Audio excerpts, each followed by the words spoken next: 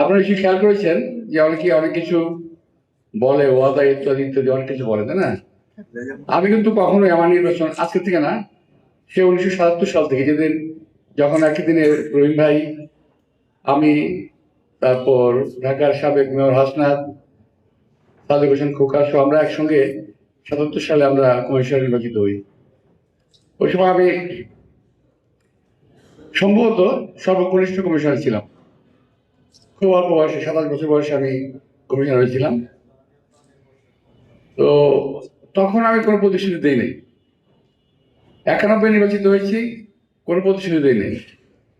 একে নির্বাচিত হয়েছি, প্রতিশ্রুতি দিই নাই।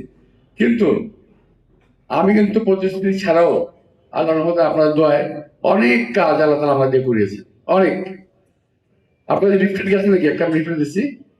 ওই লিফলেট এরকমটা দেখুন, চারটা, 4টা পেজ। এগুলো ওখানে দেখবেন, আপনারা পড়ে দেখবেন যেখানে আমি যা করেছি তার অর্ধেক দেওয়া আছে, এখানে অর্ধেক।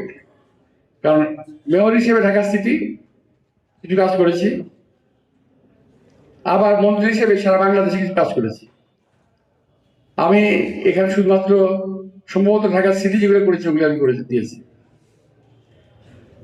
মানুষের কতগুলা মৌলিক সমস্যা আছে, যেমন একটা কথা বলি না আমরা,